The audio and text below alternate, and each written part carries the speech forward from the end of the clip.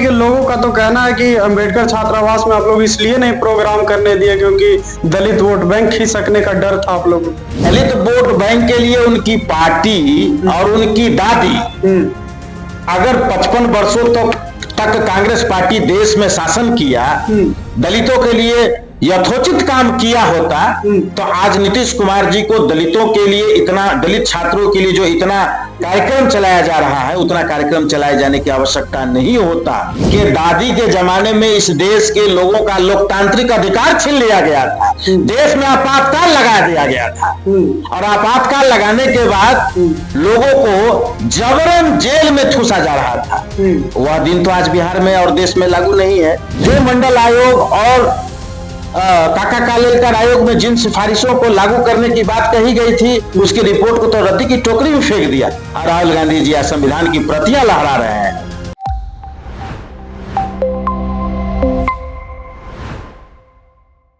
लोकसभा में नेता प्रतिपक्ष राहुल गांधी आज बिहार आने वाले हैं, लेकिन कांग्रेस पार्टी के द्वारा लगातार ये आरोप एनडीए सरकार पर लगाया जा रहा है कि उनके शिक्षा न्याय संवाद यात्रा में व्यवधान डाला जा रहा है सरकार के तरफ से।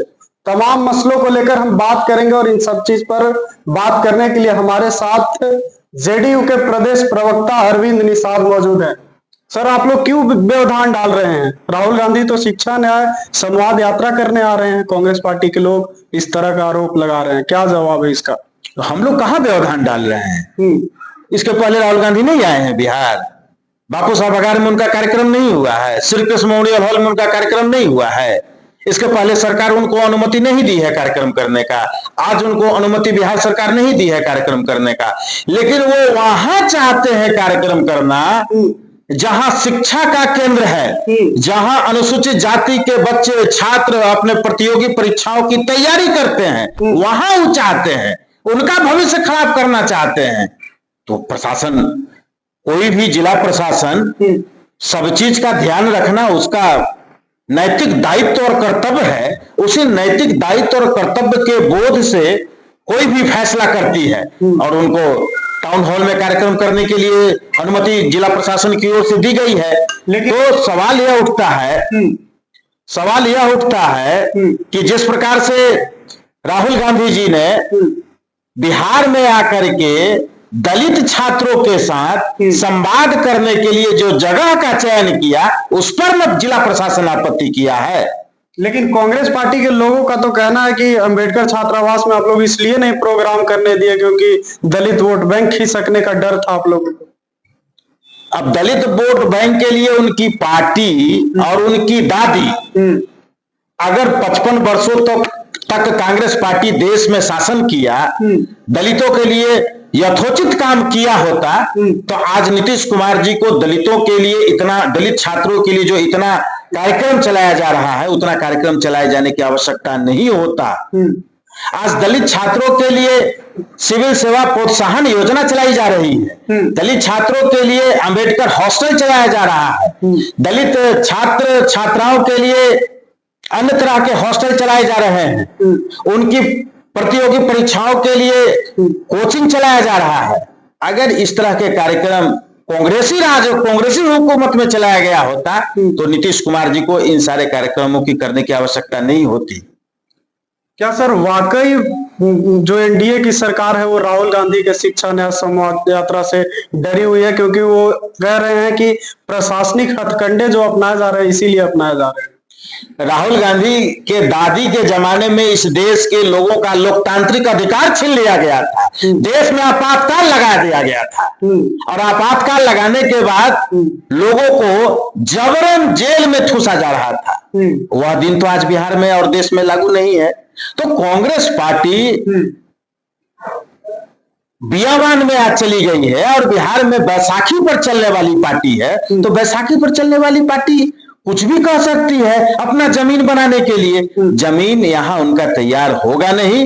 कांग्रेस पार्टी लगातार अपना यहां कार्यक्रम चला रही है, फिर भी उनको आशातीत सफलता नहीं मिल पा रही है, क्योंकि कांग्रेस पार्टी के अतीत में किए गए गलतियों से बिहार की जनता वाकिफ है। और जिस प्रकार से राहुल गांधी ने देश की जनता से अपने कांग्रेस पार्टी के गलत नीतियों के कारण सार्वजनिक रूप से माफी मांगने का काम किया है, आगे आने वाले दिनों में अन्य और चीजों के लिए माफी मांगेंगे कांग्रेस पार्टी और राहुल गांधी जी। उनके शिक्षा न्याय संवाद यात्रा को कैसे देख रही है जनता दल यूनाइटेड या पूरा एनडीए? क्या कहेंगे उस पर, जो शिक्षा न्याय संवाद यात्रा कर रहे हैं? भाई, हर पार्टी कार्यक्रम चलाने के लिए आजाद है, लोकतंत्र है, कोई भी पार्टी कार्यक्रम चलाती है, उसमें हमारा कोई आपत्ति नहीं है। किसी नाम से आप कार्यक्रम चलाइए ना, कौन आपको रोके रखा है? जो पार्टी इस देश में काका कालेलकर आयोग का गठन किया पिछड़ों के अधिकार बहाल करने के लिए, और जब काका कालेलकर आयोग ने देश भर में घूम घूम करके रिपोर्ट तैयार किया, तो पंडित नेहरू ने उसके आयोग के रिपोर्ट को रद्दी की टोकरी में फेंक दिया। बाद के दिनों में मंडल आयोग का गठन मोरारजी देसाई की सरकार में हुआ। उसके बाद प्रधानमंत्री के पद पर इंदिरा गांधी पुनः बनी, मंडल आयोग की रिपोर्ट को भी रद्दी की टोकरी में फेंक दिया और शिक्षा न्याय संवाद आज कर रहे हैं। जो मंडल आयोग और काका कालेलकर आयोग में जिन सिफारिशों को लागू करने की बात कही गई थी, उसकी रिपोर्ट को तो रद्दी की टोकरी में फेंक दिया और राहुल गांधी जी आज संविधान की प्रतियां लहरा रहे हैं। फूले फिल्म भी देखेंगे, पटना भी आएंगे, तो पटना जब आएंगे तो फूले फिल्म भी देखने का प्लान है। हंसी आती है कांग्रेस और राहुल गांधी पर। आदरणीय मुख्यमंत्री नीतीश कुमार जी मुख्यमंत्री बनने के उपरांत महात्मा ज्योतिराव फूले के जयंती के पावन अवसर पर बिहार में उनके जन्म जयंती के अवसर पर राजकीय समारोह करने का निश्चय किया, घोषणा किया, और तब से लेकर के अब तक लगातार अनवरत बिहार सरकार की ओर से उनके जन्म जयंती के अवसर पर राजकीय समारोह का आयोजन होता है।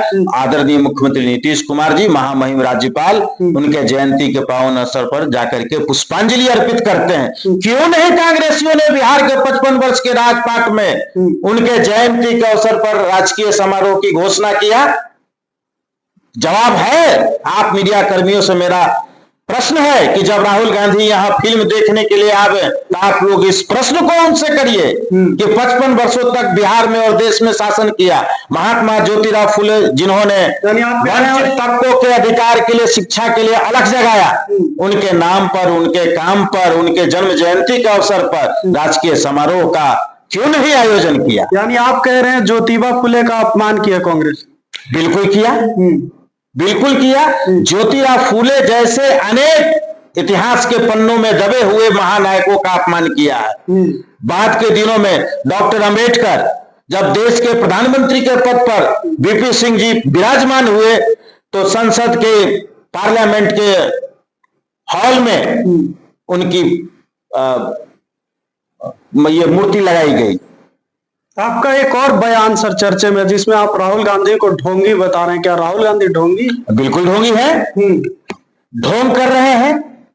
जिस प्रकार से उन्होंने महात्मा ज्योतिराव के जीवनी पर आधारित फिल्म देखने का ढोंग आज कर रहे हैं, तो 10 साल तो मनमोहन सिंह जी की सरकार थी देश में, जिसमें वो किंग मेकर की भूमिका में राहुल गांधी थे। लालू प्रसाद जी को कैबिनेट ने उनके पक्ष में एक फैसला दिया था, सार्वजनिक रूप से फाड़ दिया, जिसका नतीजा है कि आज लालू प्रसाद जी चुनाव लड़ने से वंचित हैं। तो क्यों नहीं उस जमाने में महात्मा ज्योतिराव फूले को सम्मान दिलाया? और आज ढोंग करने आ रहे हैं, फिल्म देख रहे हैं। आपने देखी कि नहीं सर फूले? मैंने उनके जीवन पर आधारित जो पुस्तकें हैं उसको मैंने अध्ययन किया है। उनके द्वारा चलाए गए सामाजिक आंदोलनों को मैंने पढ़ा है। समय मिलेगा तो मैं उनके जीवन पर आधारित जो फिल्म आया है उसको मैं जरूर देखूंगा। चलिए, बातचीत करने के लिए बहुत बहुत धन्यवाद। धन्यवाद। चलिए, तो आपने सुना, हमारे साथ जेडीयू के प्रदेश प्रवक्ता अरविंद निषाद थे और कह रहे हैं कि देखिए, हम लोग कोई प्रशासनिक व्यवधान नहीं डाल रहे हैं। जो आरोप कांग्रेस पार्टी के द्वारा लगाया जा रहा है वो बिल्कुल निराधार है। जरा याद करें उस काल को जब इंदिरा गांधी का शासन काल था, वैसा तो नहीं न है।